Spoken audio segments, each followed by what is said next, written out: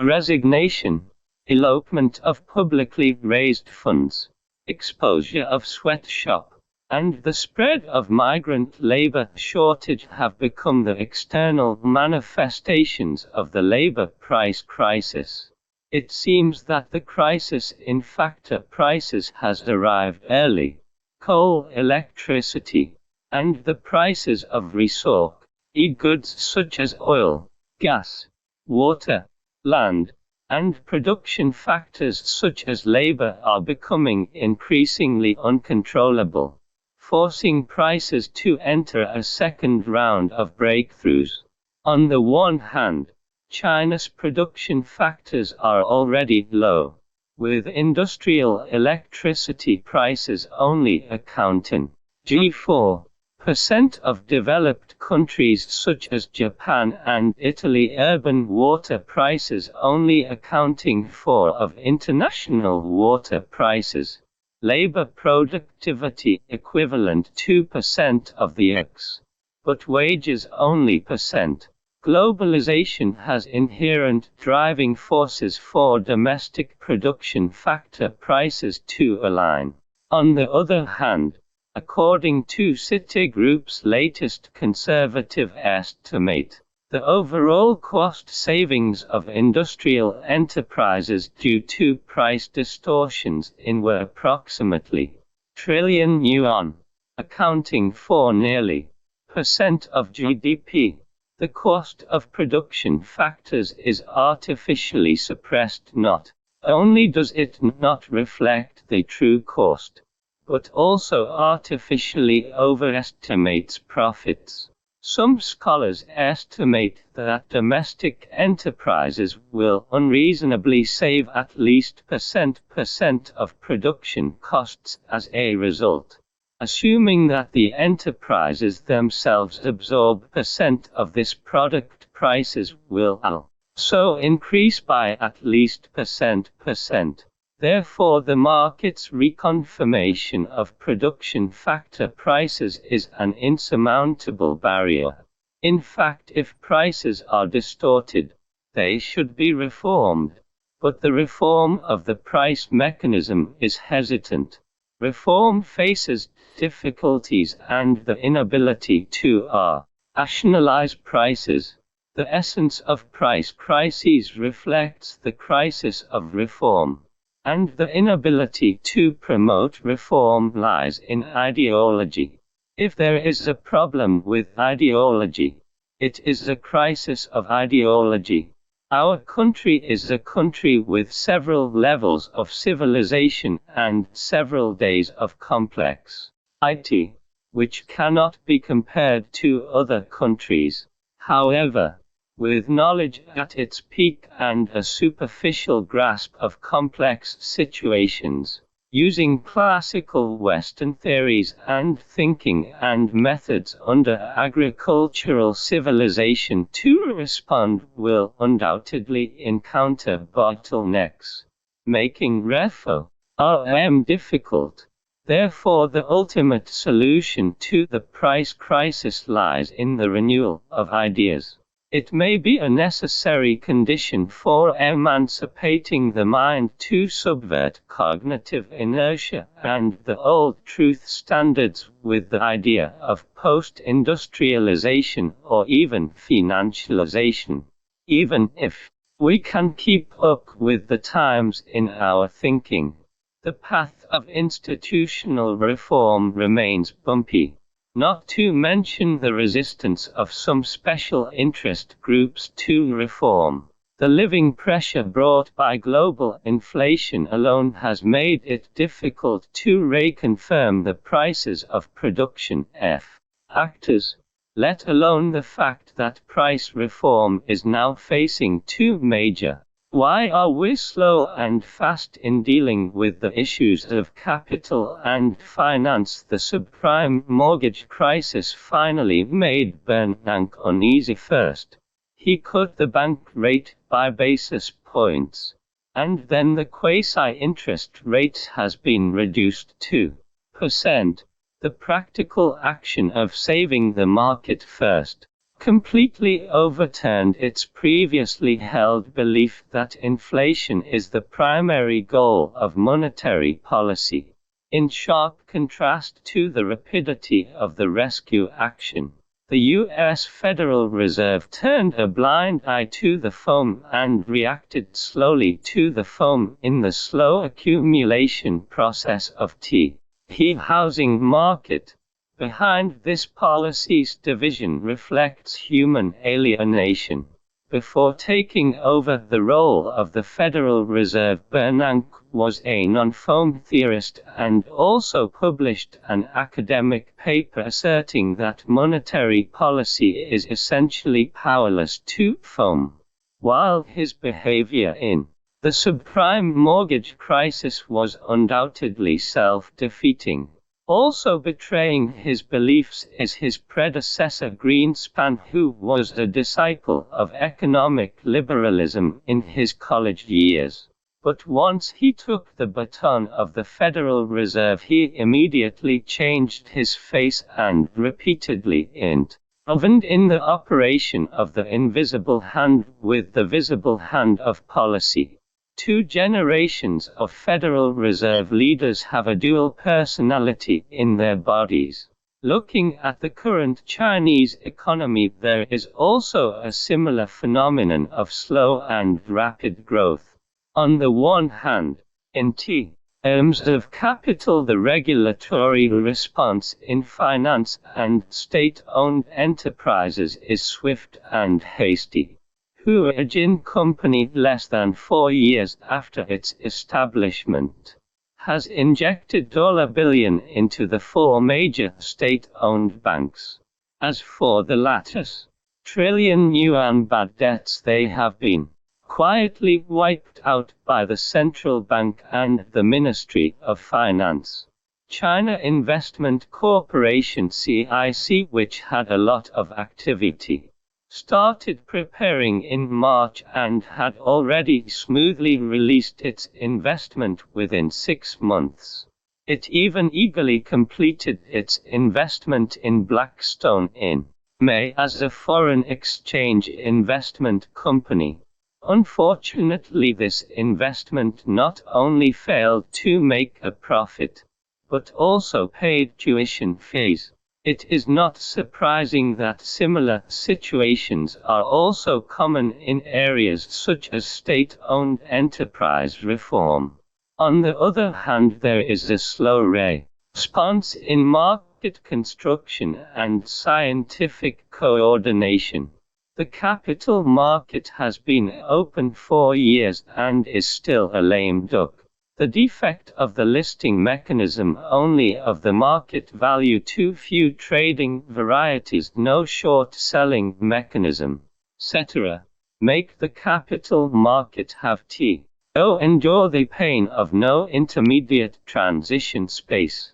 After years of procrastination on the Chi-Next board, small and medium-sized enterprises that are short of money have waited until the flowers withered. As for antitrust, there are many slogans and few actions. The anti-monopoly was only introduced after years of and is accustomed to using the laws of industrial civilization and information civilization to explain, study and judge financial problems. The development of the securities market according to geometric series conforms to the laws of financial civilization, but meets the logic of industrial civilization, regulation and intervention according to the development of arithmetic progression. The so-called P/E ratio, securitization rate and valuation model in the inherent knowledge system have been repeatedly denied by the market, but they are still regarded as the Being conservative towards traditional knowledge and unable to understand the arrival of a new civilization may result in schizophrenia. Integrating and responding to the four civilizations in a timely manner will lead to a winner-take-all in the market. Monetary economy based on credit. But with the increasing growth of financial derivatives, credit has gradually been hijacked by a group of people who love to tell stories and lack integrity, leading to the most abusive use of credit in financial civilization. The most lacking aspect is integrity.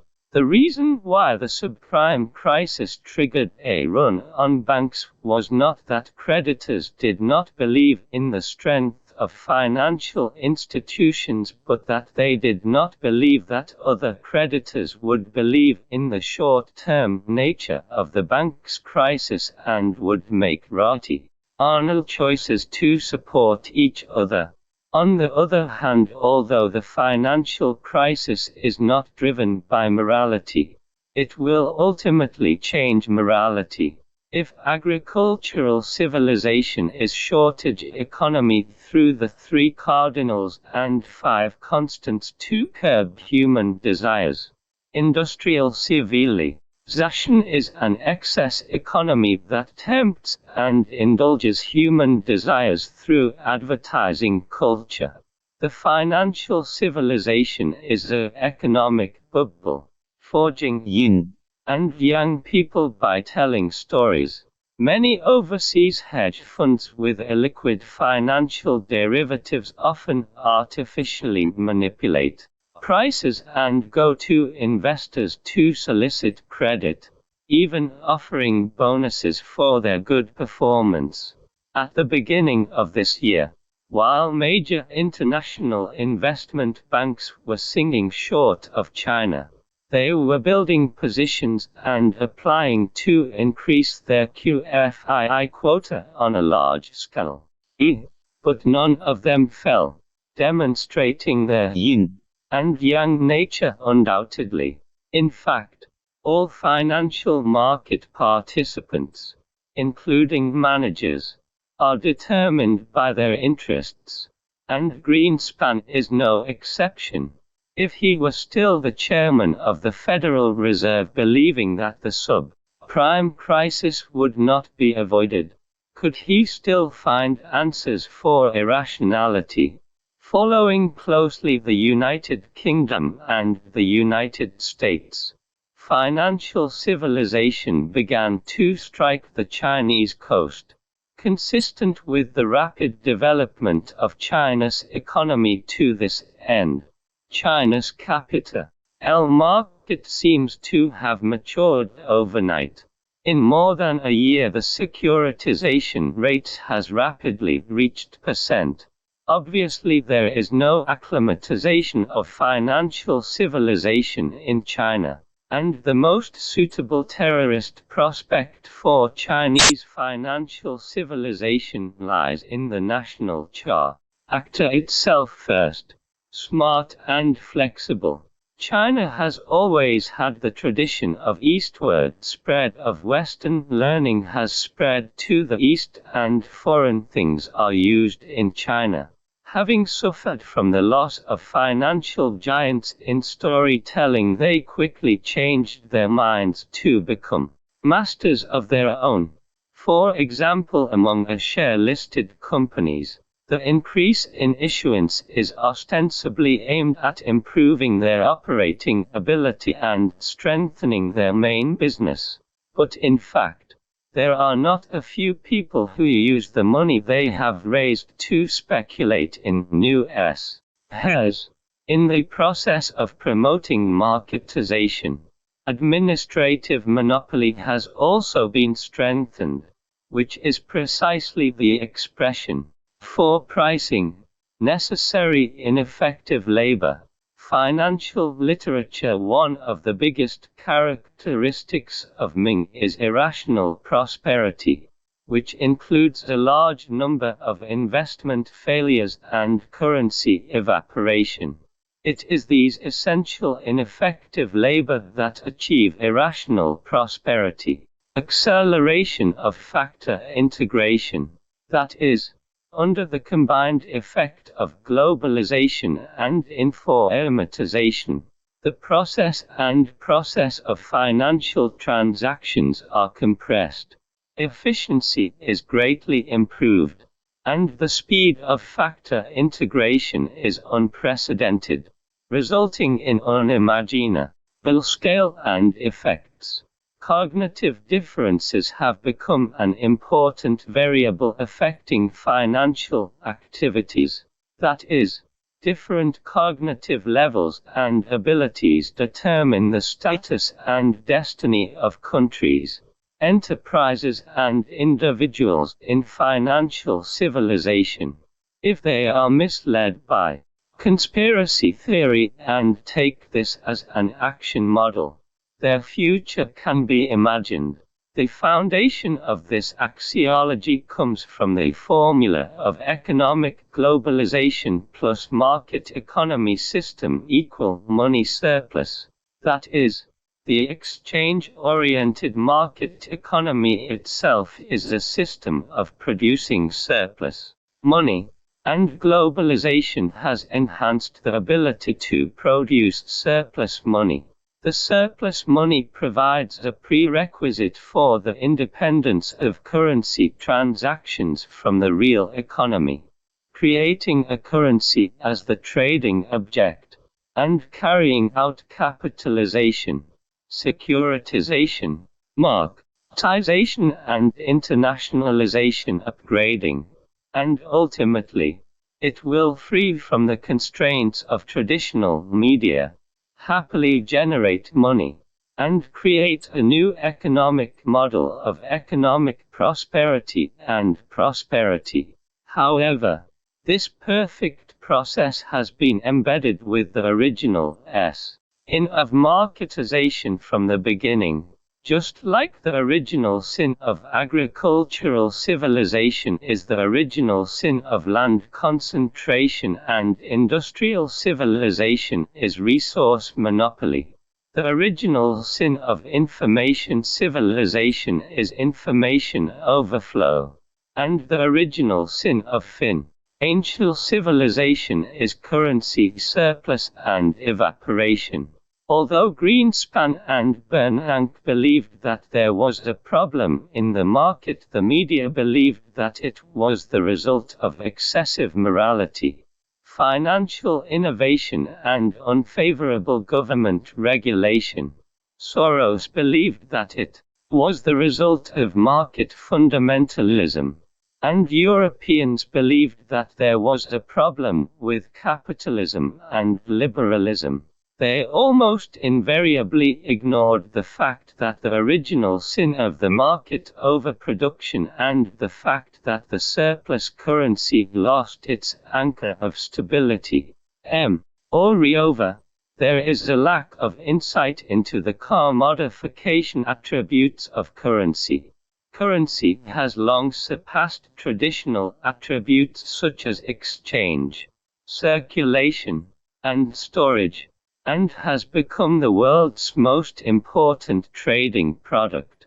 The amount of capital trade is hundreds of times as that of real economy trade. As a commodity, it must follow general laws, and it is difficult to escape the cycle of economic crisis. The fate of Secondly, the financial national strategy is the most prosperous. There have always been rumors of American conspiracy theory in the financial market. For example, the United States wants to force the RMB to appreciate, just like Japanese asset price bubble in that year, and let China's economy fall into recession. The Southeast Asian financial crisis is believed to be largely due to the financial conspiracy of the UK. The UK used international speculators to destroy the Hong Kong economy, allowing the Chinese government to take over a mess like Hong Kong. while the U.S. cooperated with its actions to profit from it. No matter whether the conspiracy theory is established or not, finance has actually been regarded as an important means of national strategy by the United States and Britain. They are controlling the redistribution of global resources by financial means, such as using finance to control the world's agricultural civilization and industrial civilization. The prices of agricultural products, energy, and resources are all controlled by the futures market. In addition to being regarded as a national policy measure, finance itself has also become an end, such as the United States launching the Kosovo War to prevent the return of European financial capital and blow up the euro. The organic combination of political deception, military strikes, and financial gain has become a common national policy in the United States and Britain. From this it can be seen that financial civilization not only has economic significance in the United States and Britain, but also has significant political significance value. Thirdly, the logical deferral of the industrial economy is the most classic there.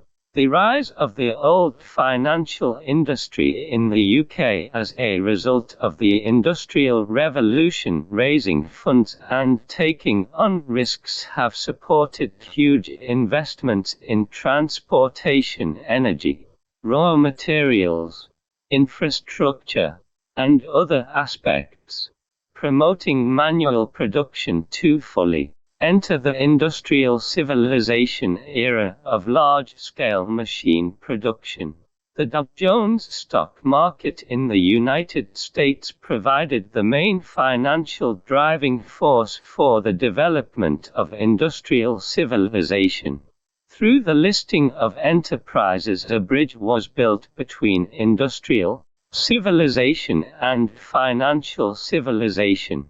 For example, the compensation of company executives was changed from the payment law of industrial civilization to the payment law of financial civilization, which instantly magnified the hard work and linear accumulation of company executives. In the stock market, and the Nasdaq stock market plays a bridging role in the grafting of new economic civilization and financial civilization, using the interests and rules of financial civilization to stimulate Americans' innovation enthusiasm, which in turn promotes the development of new economic civilization.